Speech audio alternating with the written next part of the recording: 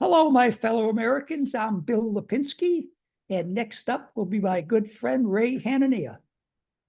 And I am Ray Hanania, and it is January 25, 2024, and we're looking at three really interesting issues. The two primary elections that we had in Iowa and New Hampshire just the past 2 weeks. Why did Biden run in the New Hampshire Democratic primary? Why was there no primary on President Biden? And then finally, the push, it seems, to keep the no labels third party off the election ballot, allegedly by do-gooders who want to keep it off but we'll figure out why they're doing it. So Bill, first of all, let's go back to the primary elections, Iowa and New Hampshire. What stands out in your mind about those two elections? Unfortunately, what stands out is how well Donald Trump did. Yeah. Donald Trump almost put to bed the Republican nomination for president of the United States. Nikki Haley is still out there. She contends she's going to stay out there at least through South Carolina. She's attacking him daily. It really got underneath his skin election night. Yeah. When she went up there and talked very glowingly about how well she did. And he must have said about 4 times during his speech, she lost. Didn't she realize she lost? She's up there acting like she won. Well, she took a page right out of his book by doing something like that. But I understood. I was very surprised in New Hampshire at relatively how poorly she ran. 2-3 weeks ago, people, including the governor, who was a supporter of hers, were predicting that she would win New Hampshire. And here she came up with 44% of the vote. Now, that's a large portion of the vote. But considering, you can get independents, you can get Democrats voting in the Republican primary, I didn't think she did anywhere near as well as she expected to do. But she's going to stay in. She's going to attack him. That probably will help Joe Biden. Yeah, and the last two primaries in Iowa and New Hampshire, I agree. I think it's pretty much locked in. It shows how strong Donald Trump is in the Republican Party. And I think that you're right. He does have this weak spot.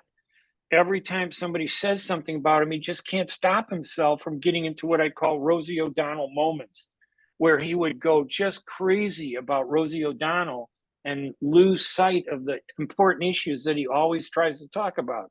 I don't know if Nikki Nimrata Haley is actually doing that on purpose, or if she too can't. She understands that her only hope is to offer herself as an alternative to Trump. And I think maybe a lot of Democrats would like to see that.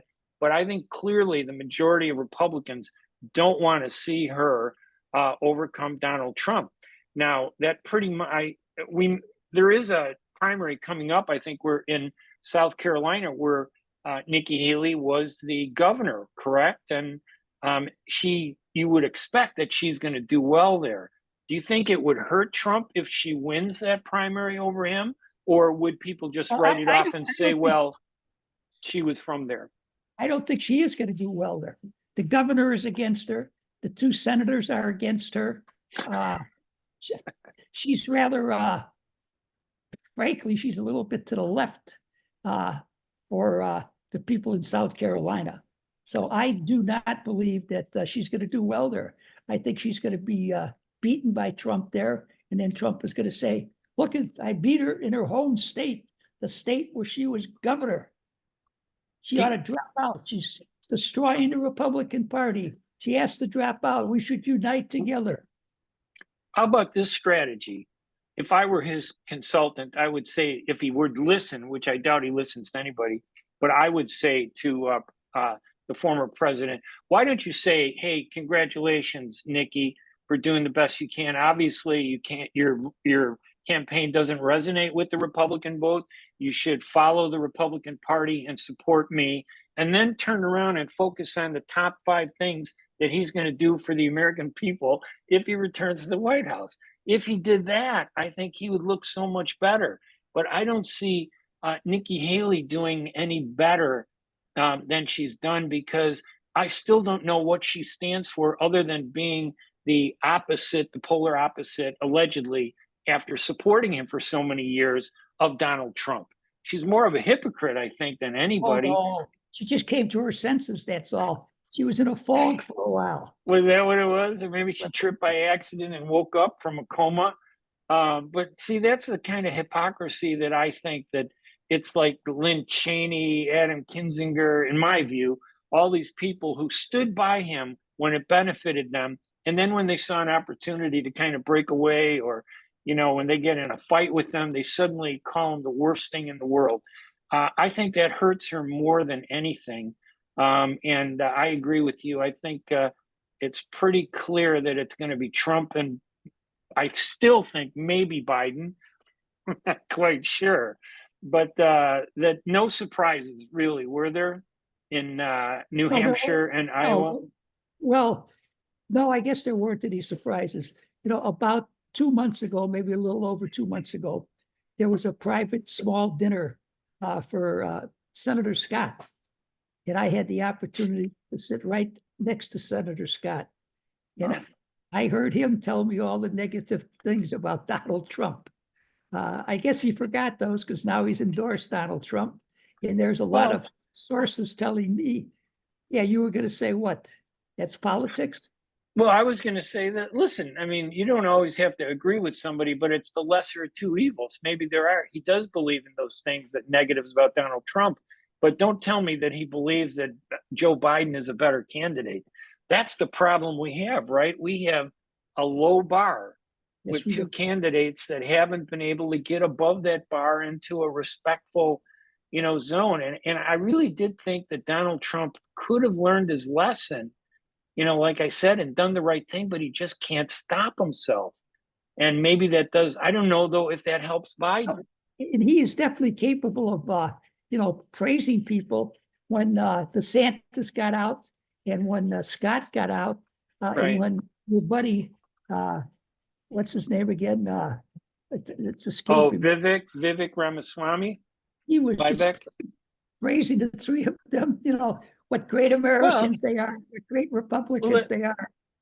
Doesn't every politician do that after an election? You try to bring your critics in. Not to the degree that he doesn't, believe me. Well, that's true, but I mean, technically, it should be a baseball game where two teams battle each other to win, but come together in a very professional, manner to say we're together. Yes, for the good of the country. But listen, we don't have that. Do that? No, do we? I've heard from several different sources that Trump is going to select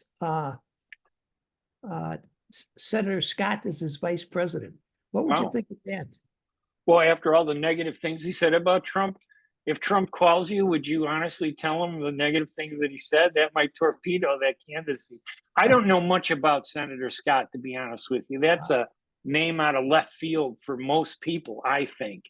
And I wonder if that's why he picked somebody who won't eclipse him, doesn't have a stronger personality than him, and doesn't have a big popular, base. If he were smart, I would reach out to Nikki Haley or Chris Christie or one of the people who ran and, sit with them and say, okay, the fight's over. Let's get up and admit the fight's over, and let's move together and try to bring the Republican Party and show a different side to us. But Trump would never do that. That would be too good, too common sense. How come I never see his wife anymore? Do you know what happened to his wife? All I ever heard was the media showing images of her brushing his hand aside every time he tried to hold her hand. So I don't know. I think the media has a lot. Listen, I think the media, 50% of this election is being driven by media bias. They focus on the negative on Trump, and they downplay the negative on Biden.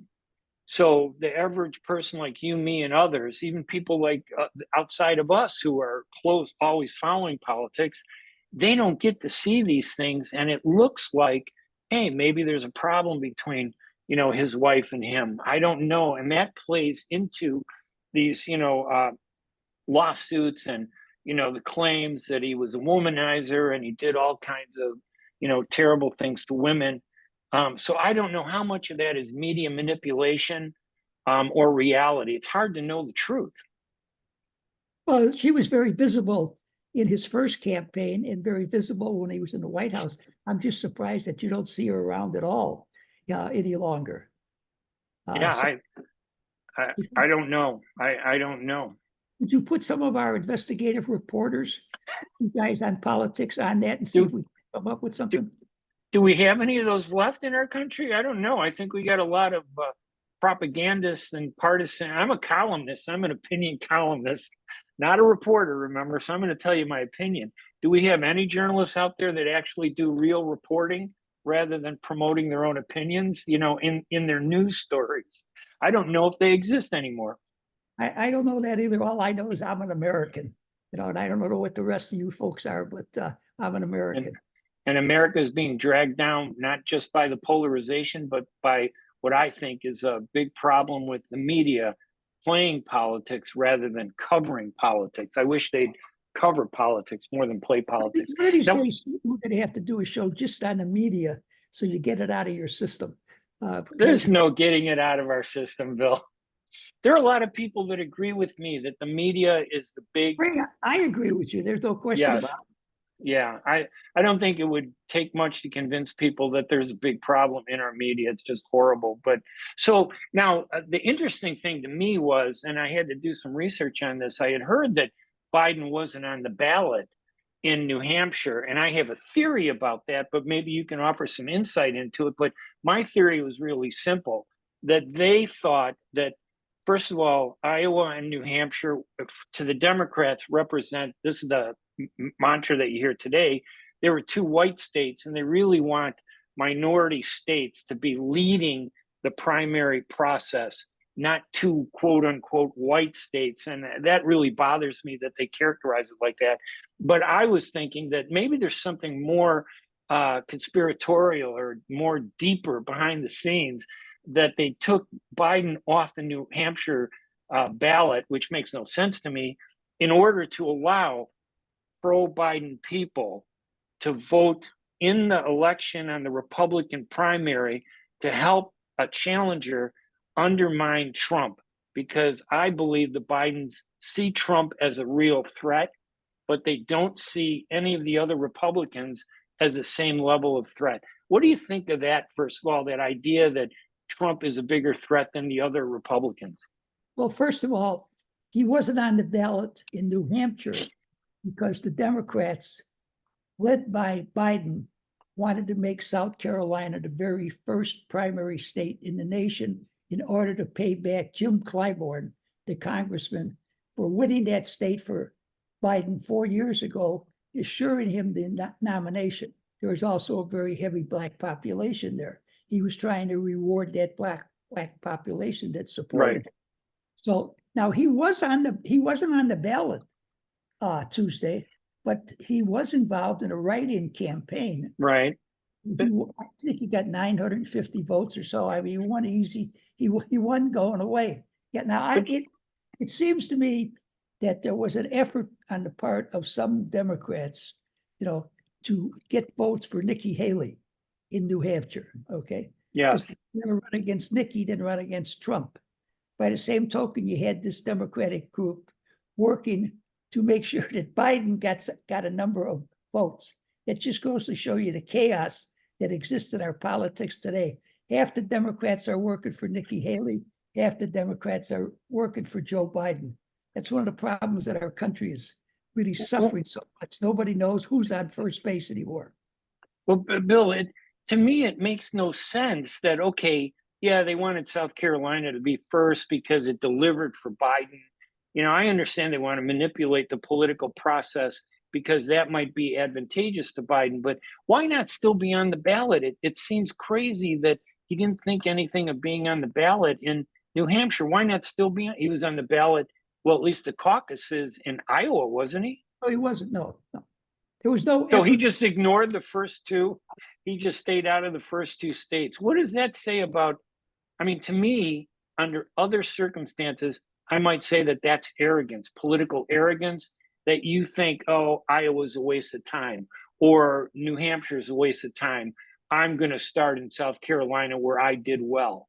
The fact is that didn't Trump win both Iowa and New Hampshire the last time? He bragged that he took New Hampshire. This was his third time that he won that primary. So it sounds like it's Biden playing politics, and it just, I think, was bad policy on his part. Makes him look bad, I think. I think it hurt him in Iowa and in New Hampshire by ignoring those two primaries. But as far as the Democratic National Committee or the Democratic National Party is concerned, the primaries don't start until South Carolina. They totally ignored both of those places. According to the Democrats, right? According to the Democrats, right. Absolutely. Now the Republicans keep their caucus and their primary, on the same date that they had it on before. Pretty soon they're going to divide up the baseball profession and say that they're going to be Democratic baseball games and Republican baseball games. We're going to have the whole country divided in every sport, every school. We're going to have two of everything. And this is really, to me, very dangerous. And I think it was a mistake on Biden's part, but I really believe that it was a reflection of his weakness, and they came up with excuses to say why they didn't want him there. I think he would have looked bad. Tell me why Trump isn't willing to debate any of the Republican opponents. I don't think that he has to. I think that he should debate Biden. I'm not sure Biden's going to debate Trump. I think that's going to be the real debate I would like to see. Why don't you think he should have debated his Republican opponents? Well, because I think that the whole thing, every one of the Republicans made him the issue. Every campaign start for almost every one of the Republican candidates, especially the major ones, was, I'm running because Trump is a bad influence. And it escalated as the campaigns went on, that Trump became a bigger and bigger issue. But if I had been that, I'm saying, hey, why do I need to debate? They're all attacking me. I'm going to step out of it. But it also has to do with the atmosphere of the media, the focus of these 91 indictments that he has to face. I wouldn't have debated, because I don't think, if I were him, I would think that it's unfair that I have to go into a public forum that's skewered against me, political system and the media system, because of these indictments, many of which I think are just purely political, although some of them I think are very serious. But I think on his part, it was a move that played well for him, and I don't think it hurt him. Well, do you think that, no, it didn't hurt him at all. Do you think that he should debate Nikki Haley now? It's that they're just down to two candidates? I really don't like Nikki Haley. I like her as much as I like Lynn Cheney, so I really don't care. I think Nikki Haley isn't a political movement in and of herself. I think Nikki Haley represents something that she isn't. In other words, if Nikki Haley, at least Hillary Clinton was a political force. I don't view Nikki Haley as a political force. I think she just happens to be the person that is anti-Trump in the Republican Party, and that's why she has all the focus. So I'm not sure she really is a significant representative of what Republicans believe. There's a small group of them that don't like Trump, and they never will, but I don't think there are enough of them, that really don't like Trump. So if I were him, my strategy would be to completely go through the primary process, get the party nomination, but then debate Biden. What do you think? I think he should definitely debate Biden. There's no question about that. But I think he should have been debating all the way along. By the same token, I understand the political strategy in not doing it. I'm the former president of the United States. My reelection was stolen from me. These people shouldn't even think about running against me if they're in my party and they're true Republicans. So I don't have to go there and debate them. They're all going to fall by the wayside, and I'll be the only one standing. And that's exactly what has happened.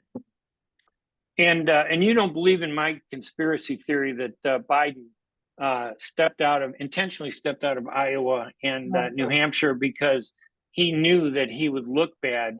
And the first elections usually kind of define the strength of a candidate moving forward.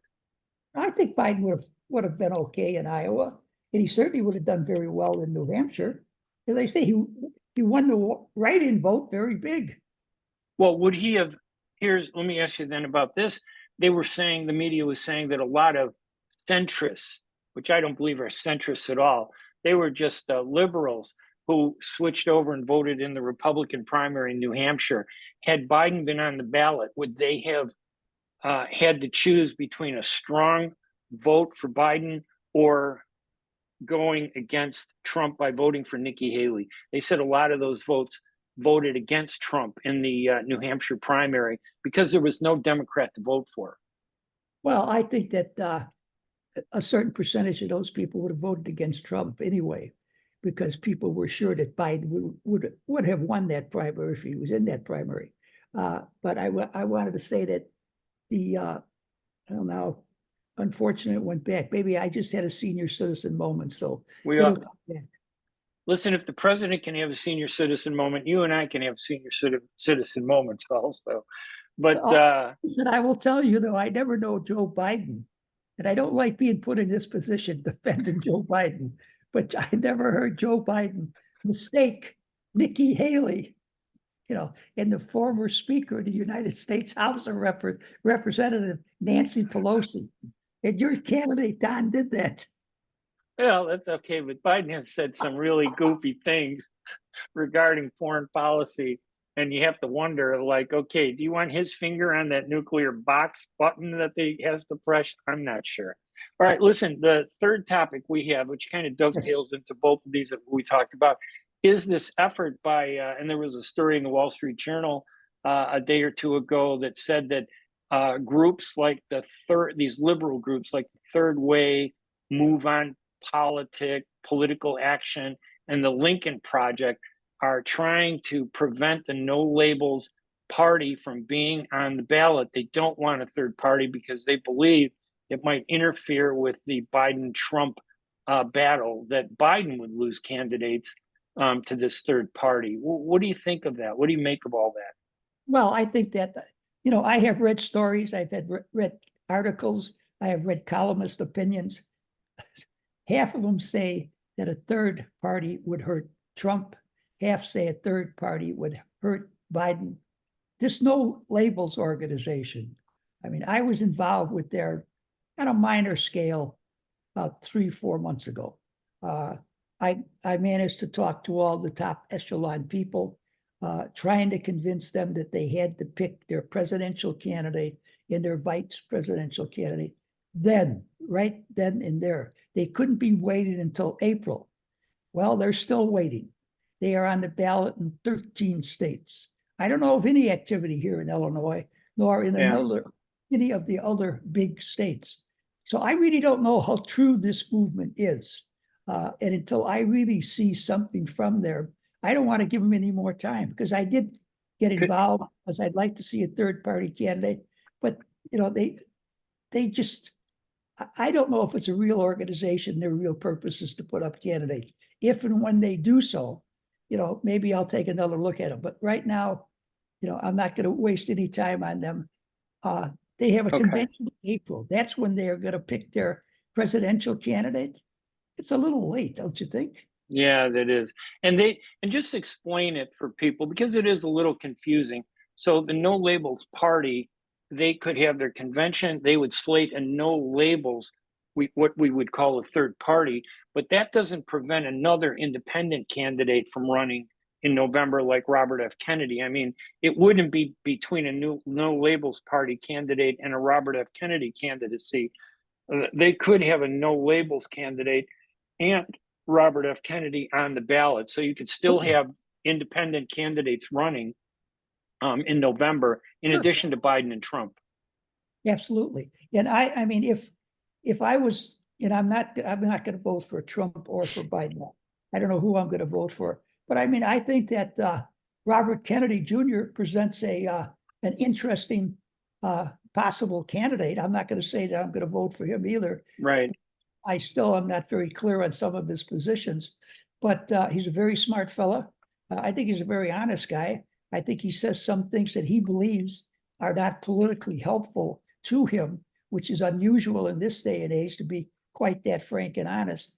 But I think he's a better bet to cast your vote for than No Labels people who are not going to get on the ballot in many states probably until May or June.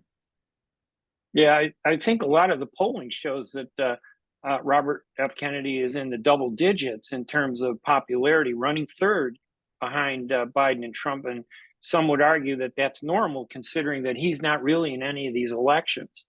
that it's really Trump and Biden that are in these upcoming elections. I think he's in a couple primary state elections. Yeah, it will be interesting to see. You and I discussed Kennedy before, and we had said that, if he gets enough electoral votes to deprive it from from Biden or from Trump, he would have a good chance of getting the presidency because he would have some electoral votes. The Democrats will not vote for Trump. The Republicans will not vote for Biden. He could possibly emerge as the president. So, we'll have to wait and see what the votes, but that's a possibility. I think that he's actually addressed that in some of his press statements, saying that he believes he can prevent the election from the electoral college system from selecting a president, and that it would go to the House. And he feels that he might have a better shot in the House. That I think that might actually be his goal. It'll be interesting to see. It is his goal. I think it's a decent possibility. He seems to be polling 20% in many parts of the country. If he were to get 20% of the vote across the board, he's going to deprive either one of those guys of enough electoral votes to be elected president. And I think the only thing in his advantage here is that he's not even the focus of the day-to-day coverage of the presidential election, and he's still getting double-digit polling in a lot of these polling, as many as I think 22 to 28%, which is pretty significant. So that may be telling when we get to the point past the conventions, and then the focus will be on the Democrat and the Republican Party candidate, maybe someone from the No Labels Party, and Robert F. Kennedy, and who knows who else. But that's probably when he'll get the spotlight. It may turn into the fact that Kennedy might be able to bring us together because he would be the president. I don't know who's going to control the House or the Senate, but say the Democrats control the Senate, Republicans control the House. We could really have some bipartisan legislation by Kennedy saying, listen, you two get together and I'll sign it. If you don't get together, I'm going to side with one side or the other and we'll pass it through. So it could work out. We'll just have to wait and see. It's interesting. Well, Bill, these discussions, we get a lot of feedback from our listeners who watch this and who listen to us on Spotify and who watch us on YouTube. And of course, we always thank them, for joining us. So I'm Ray Hanania. I'm Bill Lipinski, a fellow American. Until next time. We will talk to everybody again.